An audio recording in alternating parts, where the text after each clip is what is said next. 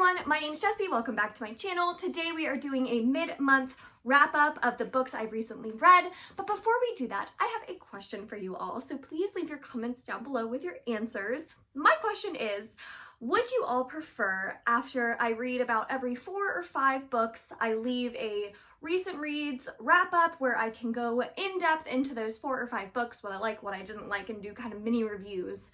Or would you rather just have a monthly wrap-up like the traditional booktube video where I go over every book I've read that month, no matter how many it is, and just have a longer video where maybe I don't go as in-depth in a review for that book, but you get to see it all at once instead of it kind of broken up into multiple videos?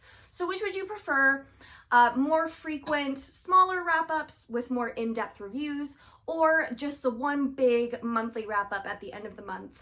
So now that I've asked that question and hopefully you have an answer for me, let's get right into the wrap-up. So right now I'm going over my 5 most recent reads, and I'm just going to go in chronological order rather than in the order of my enjoyment. So starting with The Light Between Worlds by Laura E. Weymouth, I think is how you say that. I don't know. This book follows a family of siblings, brother and 2 sisters, who are kind of living during World War II times, and during a bombing raid, they discover a new world and are magically transported to this new world where they live for 5 years and then return to their own world and kind of coping after that's happened. And where we really pick up in this story is when the siblings return to our world and are trying to adjust back to it, rather than following them while they were in that fantasy world. We do get little snippets of them in that fantasy world, but not a whole lot. So I would classify this as more of a young adult magical realism rather than a fantasy, because we really don't concentrate on like the fantasy aspect and world. So this book reminded me a lot of like Narnia, reminded me a lot of the Wayward Children series. It's that portal fantasy, but what it really focuses more on is more of the aftermath and coping with some really hard feelings after you return to your real world. And it deals with themes like finding who you are, finding your home, and finding your place in the world, which I thought was really sweet, but very sad. Like, this is a sad book. So it's definitely not for the faint of heart. This deals with some really, really heavy emotions like depression, and it's just very, very profound in how it explores these themes of depression and just finding your home and your place in the world. So I thought it was really good. I rated it 4 out of 5 stars, but it is very sad. So I don't know that I fully enjoyed myself while I was reading this, because I was very sad, but I can appreciate what it was trying to say, what it was trying to do. Where this book really picked up for me was halfway through. We go from the younger sister's perspective to the older sister's perspective, and the older sister, her younger sister has now disappeared, and the older sister's trying to find her. And when we got to that older sister's perspective, this book really picked up its pace. It flowed a lot better. I really liked it a lot more. And following the younger sister's perspective and like the fantasy world aspects wasn't as interesting to me, because we don't flush out the fantasy world at all in this book. Like, it's very seldom touched on, and it's just not the focus. So as a fantasy fan, wasn't a huge fan of the world building in this world and the fantasy aspect of it. But when we got to that second half and we got more into a magical realism kind of contemporary read, I thought it really found its place, and it read a lot easier and faster. So I do recommend this book, but only if you're prepared to deal with some pretty heavy topics and potentially be really sad while reading it. The next book I read is Our Dark Duet, which is the sequel to This Savage Song. It's the last and final book in the duology. I really liked this. I would say for like the first 50 or so pages, I was kind of just reading and my mind was wandering all over the place because I really didn't know what was going on. It was like not picking up right where we left off from the Savage song. So for a while I was kind of like, what are we doing here? But then when it found its groove and got it into its own story, it really started to pick up the pace and I liked it a lot. I would give this particular installment 4 stars, just like this Savage song got 4 stars. I think overall this duology is a solid 4 stars. It's not my favorite ever, but I really liked it. I liked a lot of the aspects that were in it. I thought Kate in this book was so much more likable than she was in the Savage song. Kate in the Savage song was just, she was tough. She was tough. She's a complicated character, which I like her. And especially in our Dark Duet, she has a great character arc and story, and I just loved her. I would definitely recommend this duology if you're a fan of like darker young adult fantasies, but I still prefer Victoria Schwab's adult stuff just because I really like more world building. And this ending, I do have to say, is very heartbreaking, but it's really good. I love how it ended. It was just really sad. I don't know what the deal is with me reading sad books this month, but this was very good. I definitely do recommend the duology. The next book I read is My Favorite Half Nightstand by Christina Lauren. Okay, so I think I need to stop going into romance books blind to the plot because I realize now with romance books, I do not like certain tropes at all. And so I feel like it's unfair that I'm rating this book so low because it's just not my taste at all. I give this book 2 stars because the entire book is just about miscommunication between friends.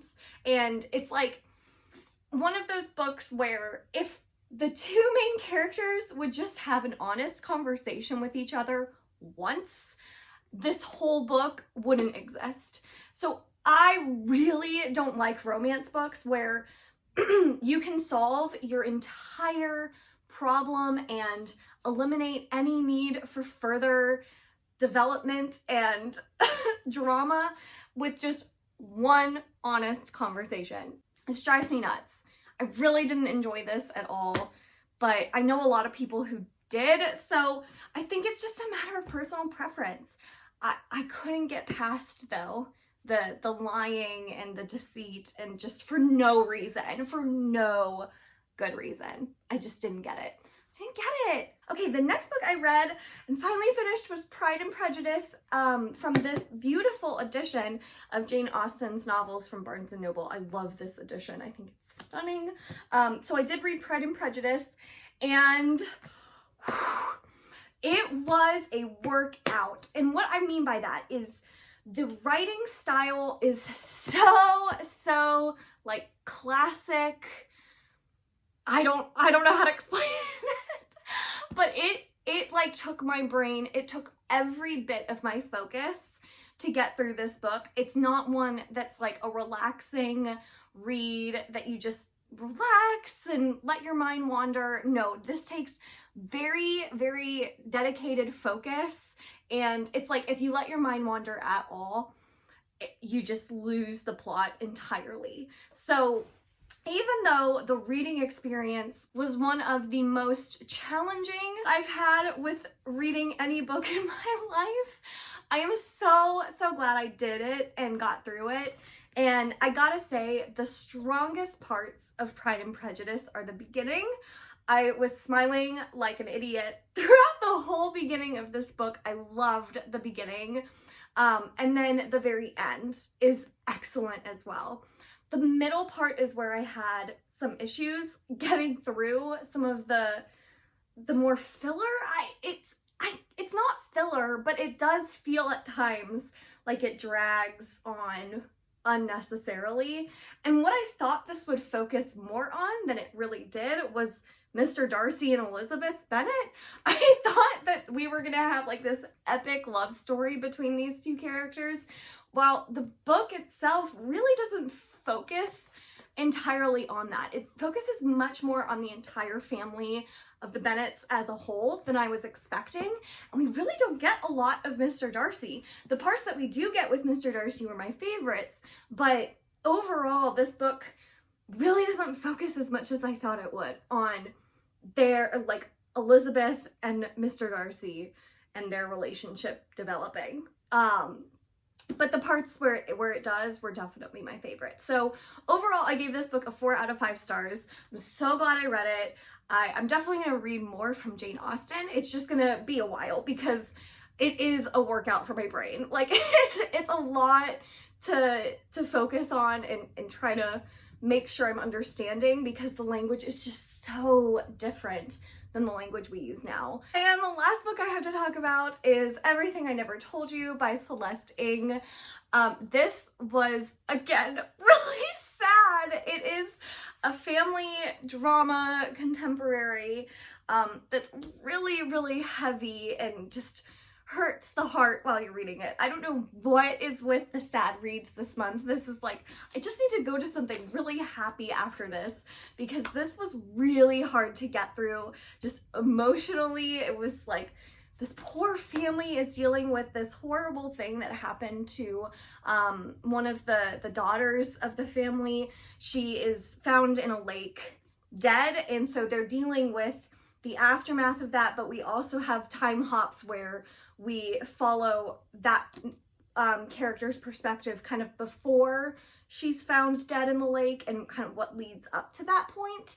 So it's just a lot to handle, but what this book is trying to say and do is really, really profound and very important. And I love characters that are very unlikable, but are very real. Like Celeste Ng, especially like Little Fires Everywhere and Everything I Never Told You, those 2 books have had some of the best characters, not in terms of like just likable characters that I enjoy reading about, but just real flawed characters where you can understand where they're coming from, but you don't necessarily like them. Like this family and the parents of this family do so many things wrong and are so unlikable, but it's like, that's what makes them so real. And you just read this as a cautionary tale of like, this is what not to do as a parent. And it's just really, it was a fascinating story. It was a really interesting family dynamic to read about, and even though it was very, very sad, I really did enjoy it at the end of the day and would recommend it to others who like hard-hitting family contemporary dramas. Just know that it is really sad. Like, this is not a happy reading experience whatsoever, but I did really like it, so I gave it 4 out of 5 stars. So those were the 5 most recent books I've read, and that is my mid-month wrap-up. What did you think of this style of video? Again, do you prefer just the 1-month video with the huge wrap-up and kind of little snippets about each book, or do you prefer this kind of style where every 4 or 5 reads I'll make a more robust wrap-up of each different book and give more of a review for that? So definitely let me know in the comments down below what you prefer, and thank you so much for watching. If you enjoyed it, give it a thumbs up and subscribe if you want to. I release new videos every Monday, Wednesday, and Friday. And until next time, bye!